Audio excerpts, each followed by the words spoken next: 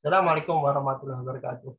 Alhamdulillahirrahmanirrahim. Waalaikumsalam warahmatullahi wabarakatuh. Kita janji mulai 8:30, tapi saya kebetulan alhamdulillah cepat. So, kita ngobrol-ngobrol dulu.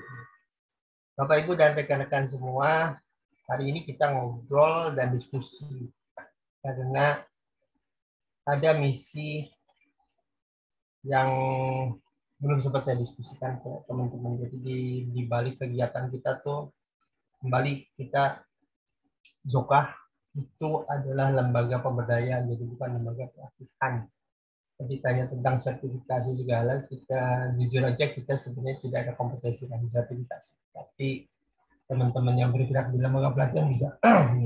Nah, ini cerita sedikit tentang kami. Kami Zokah itu berdiri tahun 2015 ya. Misinya sederhana waktu itu. Kita mah agak beda dengan lembaga LSM yang lain ya. Gitu. Satu, kita bahkan sebelum ada Zokah kita sudah banyak pembina tunanetra ya gitu. Dan kita juga ada tunanetra. Jadi tunanetra dan binaan kami itu sebenarnya jauh hadir sebelum Zokah berdiri. Gitu. Dan waktu itu masih ke saya pribadi. Gitu. Jadi saya pribadi dan teman-teman. Kemudian kami yang background-nya rata-rata adalah corporate trainer gitu. Konsultan corporate trainer ingin membuat sesuatu dan salah satunya membuatlah yayasan namanya Yayasan Juara Kasim Hasan atau Zokah. Nah, karena kami ini adalah kita sebut pendidik lah ya gitu. Jadi kami nggak suka tuh cari dananya dengan minta-minta gitu. Maka kita karena background-nya adalah edukasi, kita banyak kasih pelatihan seperti sekarang kita kasih pelatihan. Namun di balik itu ada misi yang lebih tinggi lagi, yaitu bagaimana umat Islam terutama ini lebih berdaya, karena kami sangat penasaran dengan ayat Quran tentang kuntum khairul umat. Kuntum khairul umat tuh kita tuh khairul umat, umat terbaik, tapi faktanya kok rada-rada beda gitu, antara kenyataan. Jelas bukan ayat yang salah, tapi umatnya yang salah. Kita berada di dalamnya, termasuk saya. Maka kemudian kita berpikir, oke, kalau membuat perubahan mulainya dari mana? Buat perubahan itu mulainya bukan dari teknikal gitu, karena kalau kita lihat ya, kalau di corporate itu selalu ada dua tuh kalau kita belajar, soft skill sama hard skill. Yang menarik dulu di tahun-tahun sebelum tahun 2000 bahkan ya, kegiatan manajemen SDM itu tidak dianggap. Kalau dulu teman-teman kuliah gitu, kalau skripsinya tentang SDM biasanya agak direndahin. Financial lebih tinggi, marketing kedua. Ini kalau jurusannya manajemen ya, marketing and operation kedua, baru jurusannya SDM. Tapi di era sekarang, gitu, SDM mencapai puncaknya, gitu. Menurut saya bahkan banyak pelatihan basisnya SDM. Jadi sebenarnya arahnya ke sana. Dan di perusahaan yang tadi membedakan soft skill itu bicara tentang hal yang dianggap tidak penting, cara berpikir dan sebagainya. Teknikal lebih penting. Kalau saya ada pelatihan mengelas gitu di bawah laut gitu, ya itu lebih dahulukan dibanding pelatihan mengelola pikiran, karena mereka berpikir itu nggak terlalu penting gitu. Tapi seiring perjalanan mereka mulai paham ternyata gitu, teknikal itu harusnya nomor 2, karena yang penting orangnya. Jadi dan menariknya begini, orang nggak bisa gitu, bisa diajarin, nggak bisa komputer bisa diajarin, nggak bisa digital bisa belajar, tapi kalau orang malas bisa diajarin. Biasanya perusahaan malas mengelola orang seperti itu. Jadi kalau kita masuk kadang-kadang dulu tuh kalau awal masuk tuh soft skill ya, soft skill sini tuh kita dianggap nggak terlalu tinggi gitu. Tapi begitu sekarang soft skill dianggap posisinya, karena apa? Di balik sebuah technical ada manusia, dan manusia itu yang dibangun. Nah kemudian awal-awal kami sudah menyiapkan itu. Jadi di awal kami berdiri kami menyiapkan tim. Salah satunya adalah ide dari Bill Clinton ketika membangun Amerika. Dia kan Bill Clinton ngadapin Amerika kan krisis ekonominya. Dari situ kemudian mereka mulai mulai mencari ide gitu. Dan Clinton paham bahwa idenya manusia. Jadi dia mulai bangun manusia. Dari situ kemudian Clinton berkenalan dengan ilmu neurolingvistik. Kemudian maka ilmu NLP di tahun 90-an ngetop salah satunya kontribusi Bill Clinton. Bill Clinton kalau nggak salah 93. Dan memang terjadi perubahan luar biasa. Budget pendidikan besar dan semua besar. Ilmu NLP dikenal di saat Bill Clinton bergerak. Dari situ kemudian banyak presiden ikut ya, dari Anthony Robbins.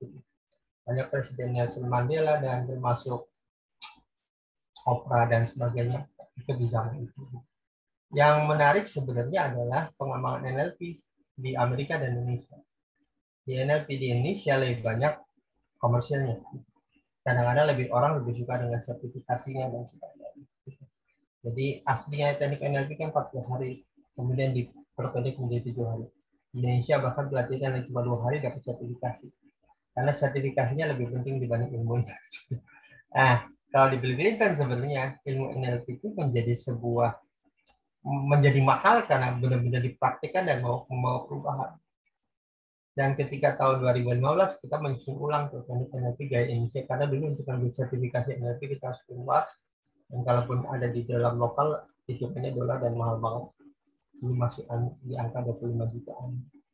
Walaupun sekarang mulai murah ya gitu. Nah, yang menarik sebenarnya begini. Saat bicara NLP, kemudian kita sudah lihat dan umat kita gimana umat sekarang. Karena menurut kita perannya tetap ini mayoritas tapi punya peran minoritas ya. Jujur aja sih kalau kita bicara tentang kondisi ekonomi Indonesia ya gitu. 1% menguasai 50% uang beredar, 5% menguasai 90% uang beredar. Saya nggak tahu di antara bapak-bapak ada yang bagian mana. Kalau saya mungkin bagian 10% begitu. 90% ada di sana. Pertanyaannya gimana mulai membuat perubahan? Apakah dengan ngumpulin uang dan sebagainya? Kemudian kita berkaca tentang Rasulullah gimana sih mengubah Mekah dan Madinah menjadi negeri yang beradab? Masuk apa yang ditawarkan Rasul kembali ke Allah, membawa Allah, dan Allah itu sebuah strategi berpikir di sini. Jadi kalau kita bicara thinking strategi sebenarnya strategi sinergi dengan Allah harusnya sebuah strategi pelaporan yang berkaya. Cuma ini orang itu nggak pernah menjadikan ini sebuah strategi. Dan saya pernah ngomong dengan salah seorang ustaz, saya bilang, orang ya mau ikut pelatihan NLP, kayak 15 juta, 20 juta, dan sebagainya. Mereka mau. Apa sudah datang kajian yang gratis? Ataupun income. Mau nggak? Jarang mau. Tingkat keinginannya tidak sedalam itu. Why?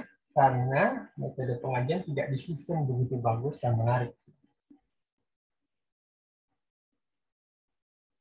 Ya, sekarang lebih ke hard skill, tapi ngeri sebetulnya kalau hard skill. Karena pendidikan kita kalau juga, jadi karena itu mindset, walaupun sebenarnya gini, pertanyaan Bunda boleh, kurikulum lebih ke hard skill. Dan ini sebenarnya tantangan kita. Mengapa coba Bapak itu? Saya kembali sedikit ke hard skill dan soft skill. Di antara kita tuh selalu ketinggalan. 1920-an IQ dikembangkan. Karena waktu itu dicari orang yang punya IQ tinggi supaya supaya orang itu bisa dalam perang ya, mengukur bom, mengukur presisi. Kemampuan presisi matematik sangat ditinggikan. Seiring perjalanan tahun 80-an mulai orang berbicara tentang Daniel Goleman dan salah satunya ya. Kata no. Karena yang membuat orang berhasil dalam hidup itu bukan tentang hard skill, tapi tentang emotional quotient. Jadi bukan IQ lagi. Yang menarik Indonesia masih ketinggalan. Sampai tahun 2000 bahkan 2005 orang masih mengukur kecerdasan dengan IQ termasuk di sekolah. Nah, Indonesia selalu ketinggalan. Saat pendidikan kita sudah tertinggal, di luar sudah ke soft skill gitu. Di luar sudah IQ. Bahkan saya ketemu kawan dari Australia, gitu. Dia cerita di Australia itu anak itu orang tua nggak marah kalau anak nilainya jelek. Nah, itu ya. Tapi kalau di jalan anak itu nggak saat nyasar nggak berani nanya orang tuanya protes ke sekolah. Anak kecil gitu nggak nyasar jalan nggak berani nyala orang, bagi mereka itu lebih fatal karena ini kecerdasan IQ, kecerdasan emosi. Nah sementara kita itu sebenarnya masih kecerdasan teknikal. Ini benar yang Bu Nur bilang, saya baca kritisi dulu. Jadi sama teman-teman hubungan terapis kita punya komunitas kritisi pendidikan. Karena kita disibukkan dengan, bayangin Bapak Ibu ya, untuk menjadi dokter di Indonesia, kita hitung, anggap kuliah masuk 18 ke 19 tahun, mungkin 20 kali, 19. S1 mungkin 4 tahun, 23. S2 2 tahun, 25. S3 4 tahun, lama tuh. Kadang-kadang harus kerja dulu dan sebagainya. Maka dokter-dokter di Indonesia rata-rata usianya udah tua. Di luar enggak, gitu. S1 bachelor 2 tahun, di Amerika S2 2 tahun, di Inggris bahkan setahun, gitu. Kemudian masuk ke doktoral itu 4 tahun, 7 tahun, tetap 7 tahun. Maka umurnya muda-muda jadi dokter, bahkan profesor itu muda-muda bisa. Karena profesor di sana ukurannya bukan lamanya ngajar, tapi penemuan yang dikembangkan. Jadi kembali untuk bisa menemukan sesuatu, orang tidak hanya butuh kecerdasan intelektual, yaitu kecerdasan emosi.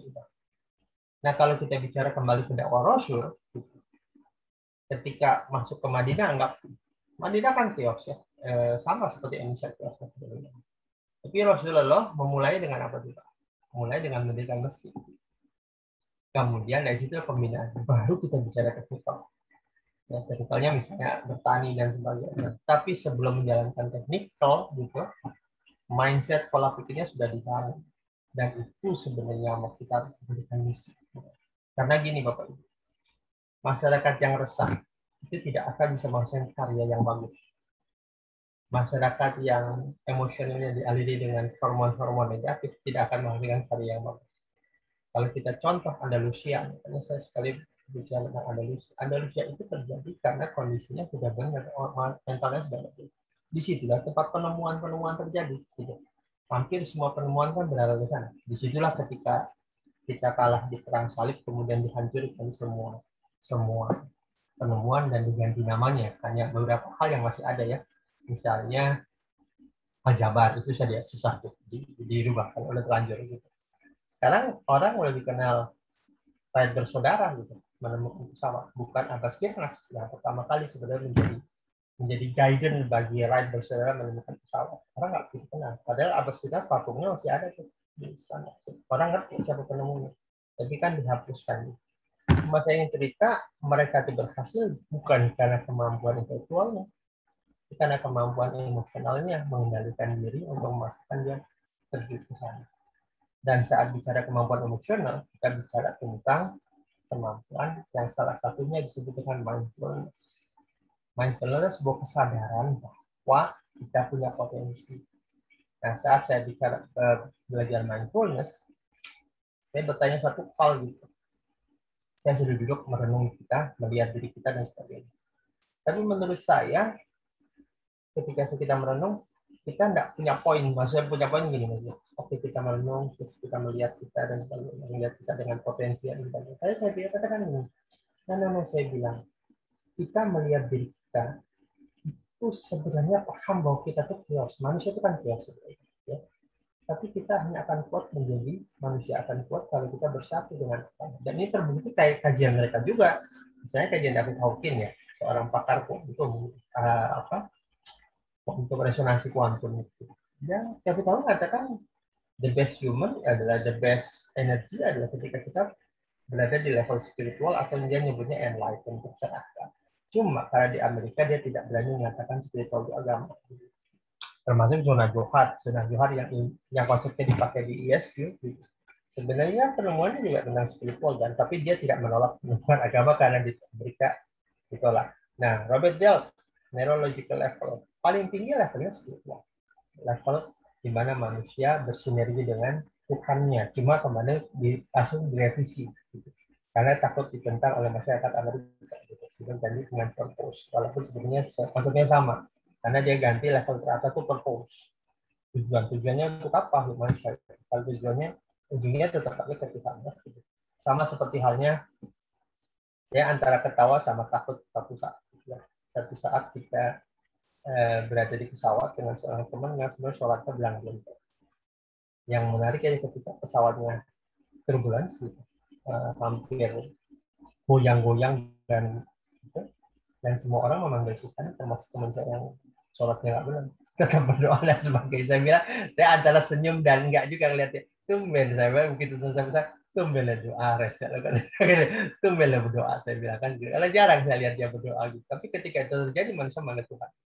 Jadi artinya ketika kita bicara tentang center perubahan, ya center perubahannya ada di level tauhid atau level spiritual. Dan menarik begini Bapak Ibu, sebelum kita masuk ke sesi ini ya. Ketika kita bicara tentang nafas, kita bicara nafas, mindfulness. Ketika kita stres, ketika kita chaos dalam pikiran, nafas kita beda. Ketika kita khusyuk, nafas kita beda. Dengan kata lain, pertanyaannya nafas dulu atau pikiran dulu? Kalau kita ngacu teknik neuro linguistic programming, ada istilah mind and body is one. Tubuh dan pikiran satu sistem. Satu berubah, yang lain berubah. Dengan kata lain, kalau nafasnya dirubah, maka behaviornya berubah. Kenapa? Karena pikirannya berubah. Maka ada istilah orang, ketika stres, busungkan dadamu, tarik nafas yang benar. Riset di California, gitu. Ada orang 2 tahun akut. 2 tahun akut tuh dia nggak bisa diam. Akhirnya pakar NLP Anthony Robbins waktu itu katakan, katanya, kasih tahu ke paksa dia tiap pagi suruh tangannya lebar ini, menatap ke atas, menatap ke langit, kemudian sambil senyum. Yang menarik ketika dia menatap ke langit, senyum, kondisi pikirannya berubah. Kenapa? Karena ketika dia menatap langit, dia tarik nafas dengan yang benar, gitu, dia terasa seperti terjadi perubahan dalam pikirannya. Why? Karena tubuh dan pikiran sistem. Ketika tangannya begini, kemudian menengadah ke atas, seperti kode dalam pikiran bahwa itulah saatnya dia bahagia. Kalau nggak percaya, Bapak Ibu boleh lakukan. Busungkan dada, lebarin, tatap langit ke atas. Dan akses hal yang sulit. Bukan saja sulit, nggak bisa. Karena kembali itu tentang pikiran dan tubuh satu sistem. Yuk, saya akan share sedikit. Oke. Oh, hari ini banyak keluar kota ya. Ada yang balik ke rumah. Oke, saya mau share sedikit tentang ide ini, kemudian apa yang akan kita lakuin dengan PMP, mentor PMP ya.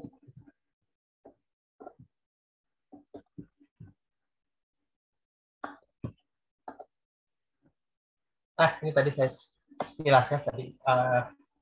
Kami Soka akhirnya berujung ingin membentuk kampus karena kami punya passion selain kita mengembangkan tunanetra, karena kita juga dari kampus ini sudah ada satu kegiatannya mengembangkan kegiatan evaluasi. Ini Bapak Ibu evaluasi sebuah teknik lomba resonansi yang membuat orang bisa mengetahui sekelilingnya tanpa harus melihat.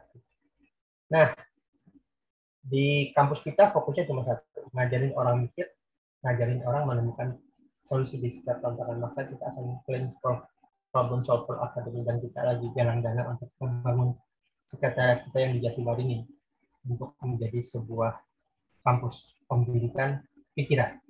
Di kampus pikiran sendiri kita ngajarin mikir. Oke, nah sekarang kita bicara dulu satu hal tentang sukses dalam konteks komunitas ataupun dalam konteks personal. Kembali saya sering suka ini 4 kuadran ini.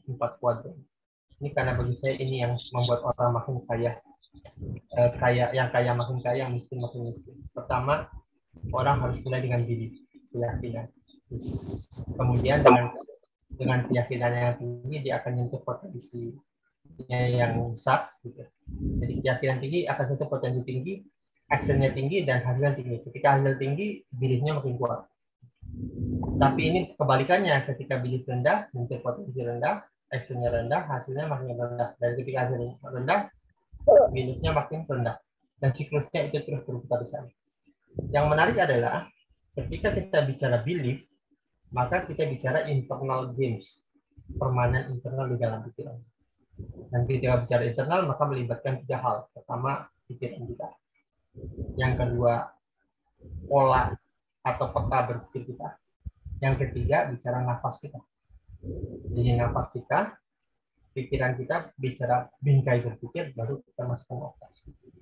Nah, nafas bingkai berpikir dan cara kita berpikir, cara berpikir itu menerima, cara kita memahami data, pola pikir bagaimana data itu dikembangkan dalam bingkai kita, kemudian kita dipengaruhi dengan nafas kita. Dan ini berhubungan dengan diri. Maka ketika saya bicara tentang PMP, type of mindfulness, thoughtful activity, kita bicara tentang belief kalau kita bersama Allah, harusnya kita mau menyentuh potensi kita besar. Dan ketika ini jalan, action kita besar, hasilnya besar. Yang jadi tantangan sebenarnya gini, apa yang membuat kita kecil kayak hari ini? Mungkin setelah COVID nih, kami di Zokah banyak kedatangan orang untuk diskusi, konsultasi, dan sebagainya. Dan kadang-kadang ada orang yang generasi baby boomer, sampai usianya 55 tahun ke atas. Kemudian tanya kita tentang gimana mulai bisnis, karena dari PHK. Saya bilang mulai dengan mau tidak mau mulai digital marketing. Digital itu kata-kata dia mengatakan iya, tapi kan digital bukan era saya gitu. Pertanyaannya adalah apakah alasan itu cukup untuk bisa menyelesaikan tantangan? Nah, belief-nya ini yang membuat dia makin chaos karena makin nggak ketemu. Dan kita akan ketemu dua kondisi mental. Ini yang misi kita salah satu. Pertama, kondisi mental orang di bawah garis yang kerjaannya menyalahkan orang lain, beradaptasi pada kemiskinan, beradaptasi pada kemiskinan mental misalnya gitu. Dan dia mencari alasan banyak. Yang kedua, ada manusia yang berada di atas garis. Atas garis itu take action. Nah, mostly Bapak Ibu bisa tebak kita berada di mana sekarang? Di bawah atau di atas? Mostly people yang saya temui ya, mungkin Bapak-Bapak berbeda, berada di bawah garis.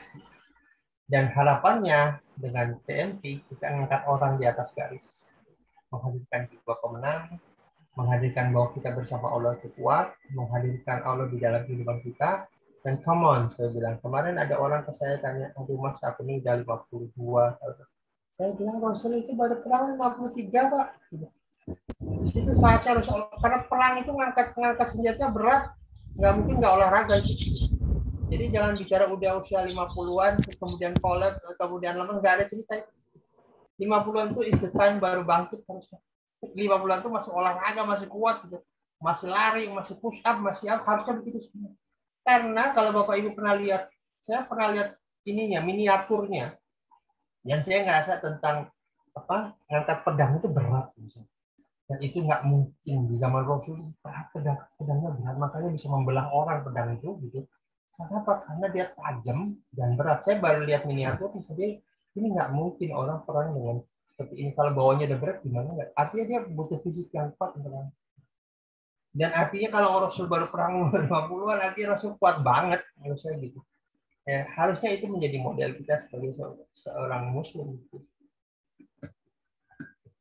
Oke, jadi saya ingin cerita sebentar. Saya ingin cerita dulu sekilas ini, baru kita bicara tentang langkah kita, maaf ya. Oke, nah ini misi kita ya. Jadi awareness state, kesadaran penuh tentang potensi kita. Dan saya pengen banget membawa Andalusia, kejayaan Andalusia ke Indonesia. Di mana di situ orang itu cerdas, orang itu tiap hari jelas solehnya luar biasa, tapi tiap hari mencari ide solusi. Semua orang kalau hari ini nggak ada masalah, dia kembangkan satu solusi. Kalau ada masalah, dia cari solusi. Dan ini Andalusia. Saya pernah dengar sama Andalusia luar biasa. Perilaku karakter masyarakatnya. Mengapa menjadi masyarakatnya rata-rata pembelajar. Maka perpustakaan di Andalusia itu besar banget. Ada banyak buku, ada banyak hal yang dia pelajari. Semua orang belajar menghasilkan solusi kayak sebuah budaya. Kayak sebuah budaya di mana semua orang luas gitu. Tentu ketika kolapsnya kan ketika mulai terjadi perpecahan ya di antara pimpinan-pimpinan. Tapi sebelum itu sebenarnya disitulah tentang masyarakat pembelajar. Masyarakat yang tiap hari jelas nggak usah ditanya ibadahnya, ibadah menjadi sebuah perlombaan kebajikan ya. Gitu. Tapi saya ingin cerita masyarakat kultur yang di situ ada innovation society. Jadi inovasi itu menjadi bagian dari kehidupan. Dan itu bermula dari kemana? Dari keyakinan mereka pada Allah yang tinggi. Karena dari situ menghasilkan sumber daya. Nah, Bapak Ibu, cerita sedikit ini tentang brain robbery. Nah, sekarang lagi istilah brain robbery. Perampasan otak. Jadi manusia itu sebenarnya gini. Kita hidup ini potensinya seperti dikebiri di satu sisi gitu. Di sisi lain kita ingin fight, tapi ketika kemampuan kecerdasan kita terampok gitu, kita nggak bisa inovasi, kita nggak menemukan ide. Gitu. Dan apakah sekarang kita berada di kondisi ini? Jawabannya iya. Menurut saya umat Islam yang cerdas ini, menurut saya otaknya seperti kerampok. Kenapa kerampok? Kembali ini tentang tauhid juga sebenarnya. Karena kita seperti menjaga jarak dengan Allah dan sebagainya, sehingga otaknya seperti kerampok, kecerdasannya seperti kerampok. Ya kemarin kita diskusi di grup sebelah kan, tentang riba sebenarnya. Mengapa kita masih pakai riba zakat ini? Karena tidak ada giroh untuk take action. Gitu. Salah satu idenya sebenarnya sederhana kalau mau riba. Oke, bank kita nggak bisa lewat, tapi bisa nggak kita membuat bank gitu khusus umat Islam, satu atau dua aja, yang megang misalnya MUI. Seperti halnya sekolah kan ada madrasah, ada pendidikan madrasah di bawah MUI kan, di bawah Departemen Agama. Kita bisa buat satu dua model gitu. Kemudian kita juga kayak gitu. Tapi adakah ide itu? Enggak. Kita tersabotase pikiran kita dengan pemerintah zolim, pemerintah apa seperti itu. Itu namanya brain robbery. Jadi otak kita sudah dirampok. Tugas kita kembalikan otak kita. True apa? True mindfulness. Melalui kesadaran diri bahwa, come on, gitu. Sadar diri bahwa kita itu punya potensi. Karena salah satu ide penjajah satu negeri, kalau kita lihat film Avatar, saya suka lihat film Avatar sebagai bagaimana kalau dia masuk ke negeri api itu, kemudian dia memprovokasi bahwa mereka bisa menang. Ide itu nggak boleh ada. Ide itu jangan pernah ada bahwa dia bisa menang. Ide itu nggak boleh ada bahwa dia bisa keluar dari Jepang. Enggak, kamu tuh harus bergantung pada saya. Dan ini yang dilakukan di Belanda dan Jepang gitu kan. Dan bahkan, nah ini juga saya perdebatan dengan teman-teman. Indonesia terjajah 350 tahun, menurut saya itu bagian pada merampok pikiran. Mengapa saya bilang? Karena faktanya sebenarnya ini nggak lama-lama amat. Nah, selama itu sejarah mengatakan Indonesia tidak selamat. Tapi dari kecil kita menerima itu. Sehingga artinya sebenarnya 350 tahun itu berapa generasi itu? Ada di generasi kita tuh bodoh banget. Nggak ada yang mau bergerak masa. Nggak ada yang mau terlena dengan posisi itu, aneh juga bagi saya. 350 tahun bagi saya penghinaan bagi bangsa. Sebenarnya bukan 350 tahun. Kalau nggak salah kita tuh nggak sampai segitu. Bahkan kurang dari 50 tahun. Dan itu harusnya menjadi sebuah kesadaran. Kalau lebih dari satu generasi aneh. Ini kita, dan itu bagian bagi saya itu perampokan pikiran. Kalau kita itu nggak punya, makanya ada istilah mental tempe dan sebagainya, itu juga perampokan pikiran. Ya, karena kita mentalnya mungkin seperti itu, suka dirampok pikirannya. Dan itu tugas kita Bapak Ibu. Nah, ada istilah kita, saya suka kata-kata ini. Let your present be the present. Let your present, kehadiran kita itu menjadi sebuah hadiah bagi diri kita dan bagi lingkungan kita. Dan saya berharap Bapak Ibu masuk ke dalam bagian dari paket hadiah untuk memberikan perubahan bagi umat. Dan apa bentuk kita? Bentuk kita adalah menggunakan teknik tauhid mindfulness. Jadi kita akan membangun kesadaran diri, kesadaran bertauhid, dan dari situ kemudian kita menyatukan ini bersinergi melalui teknik namanya tauhid mindfulness. Saya ingin cerita sedikit tentang Falun Gong. Falun Gong ini hadir ketika RRC waktu itu masih jadi mereka nyebutnya spiritualitasnya agak berjarak. Karena waktu itu kan RRC dikuasai komunis. Jadi sentuhan-sentuhan spiritual di setiap itu sedikit, terutama Cina kan Taoismenya dan Budanya kuat. Waktu itu mulailah satu gerakan itu namanya gerakan Falun Gong.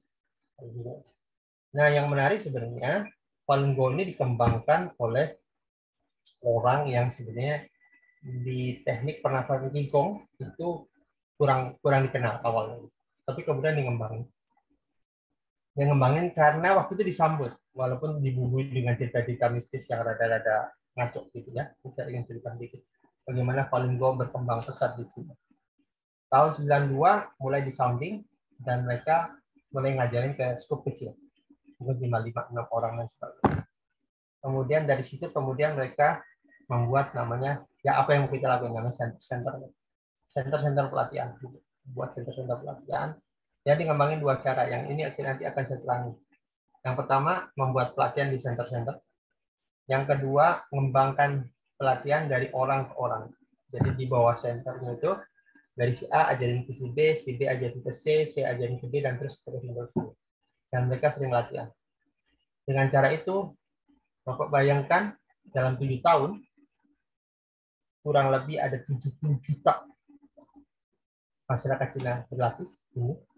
Dan di luar negeri jadi berkembang karena mereka mendirikan juga center-center di luar negeri, sehingga totally dalam 7 tahun ada 100 juta. Dan ini yang membuat pemerintah Cina ngeri. Gitu. Nah, karena lebih banyak jumlahnya dari anggota komunis waktu itu. Dan akibatnya dilarang. Bahkan dipenjarakan, bahkan ada genocide, dibunuhin dan kembali Cina kan gitu. Dibunuh untuk diambil organnya dan dijual gitu. Dan ini jahatnya pemerintah sana ya gitu. Mas saya ingin cerita di luar itu Pak Lupo berhasil menciptakan demam spiritualitas yang tinggi. Pak Lupo dia menyebutnya ini bukan Buddha, ini hanya spiritualitas aja seperti ajaran Buddha, tapi kita juga paham di balik itu ada ajaran Taoisme di situ. Jadi setiap gerakan dan sebagainya. Dan ini yang terjadi di Cina. Gitu.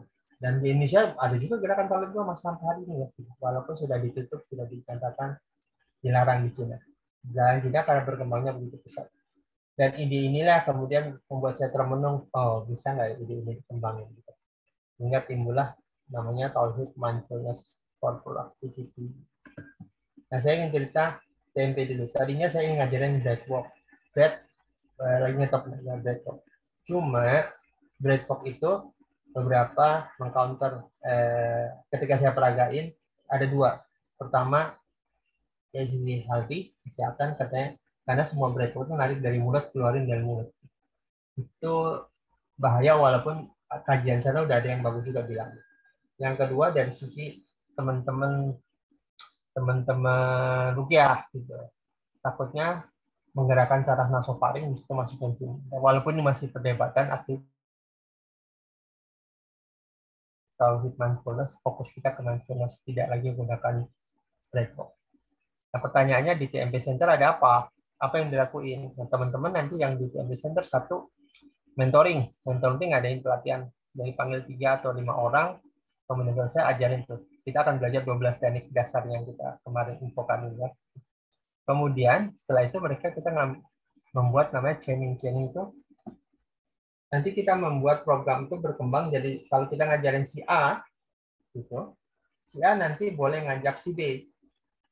Nanti B itu nanti bergabung di ngasih materi. Si B itu belajarnya nanti lewat online. Bisa lewat offline. Kalau offline nanti bergabung dari tempat bapak-bapak dan ibu-ibu di TMP Center-nya.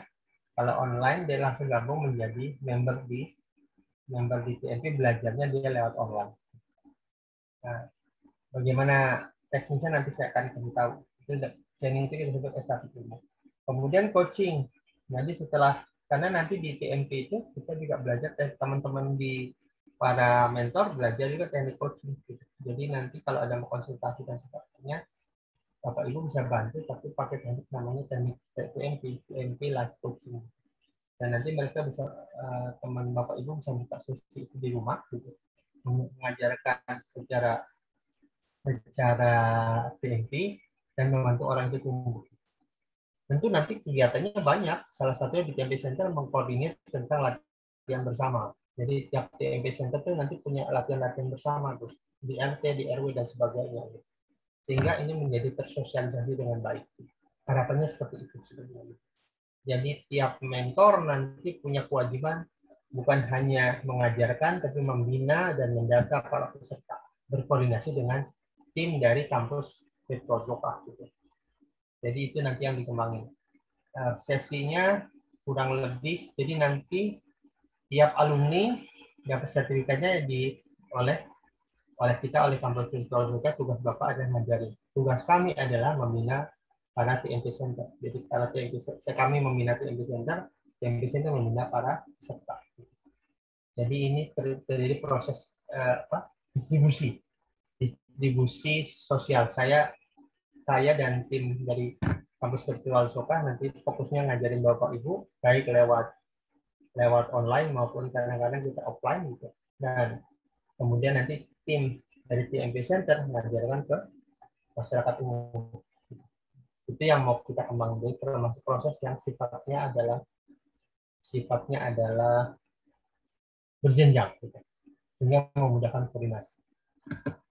Nah, ini ngerti ya. Jadi nanti kita buat mentoring, ambil kelas, orang mau belajar, silahkan ajarin 12 teknik, begitu clear, tinggal nanti mereka dapat sertifikat. Jadi mereka belajar TMP berapa nanti kita tentuin. Misalnya belajar TMP 12 sesi itu bisa 2 hari, itu pelatihan itu 200 atau 250.000 gitu. Ya 250.000 nanti sertifikatnya dari kita. Sisanya buat Bapak Ibu dan semuanya. Bapak Ibu ngajarin, kemudian dapetin pembayaran dari mereka 250.000, kemudian nanti mereka dapat sertifikat begitu selesai. Pelatihannya berapa hari? Nanti habis pelatihan Bapak Ibu boleh tentukan. Karena ada yang ngajarin 3 hari, ada yang ngajarin 2 hari saja, tergantung kondisi dan tempat Bapak Ibu semua ada di mana. Itu yang mau kita ketemu. Nanti ada satu angkanya belum ketemu berapa, yang bisa diakses oleh banyak orang. Nah, sekarang saya mau bicara chaining atau estafet ilmu. Jadi Bapak Ibu saya ngajarin ada 10 siswa A, B, C, D, dan sebagainya. Si A itu nanti boleh ngajak orang. Kemudian ada 2 ngajak. Dia mau jadi member aja atau member dan belajar. Kalau belajar langsung ke tempat Bapak. Kalau member aja, tetap dia nanti belajarnya online bersama kami. Jadi nanti tiap alumni itu nanti masuk ke grup channel Telegram kita.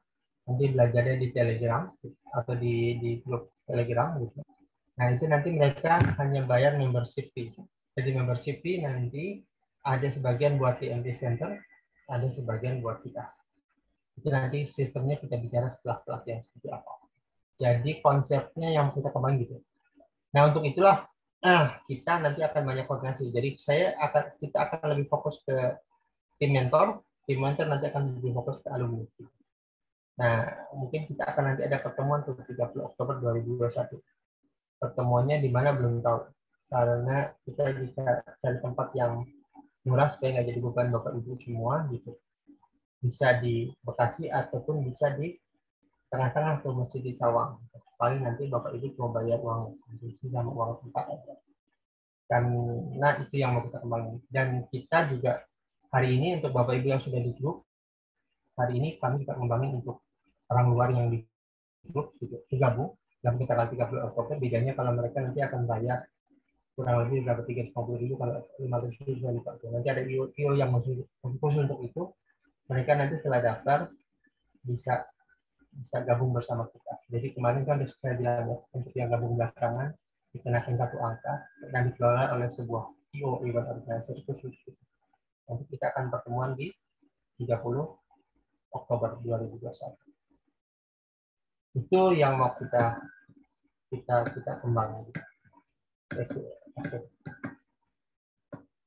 Oke, sekira itu dulu informasinya. Kalau ada pertanyaan boleh di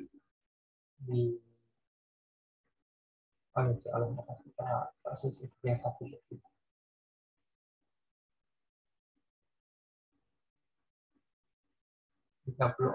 Oktober. Nanti kita lihat umur 31 Oktober karena harus diinfo dulu ke gini aja, nanti mereka masuk nanti jelang minggu depan kita diskusi lagi apa bagusnya gimana dan siapa yang mau ikut. Itu sih yang mau, mudah-mudahan gitu ya.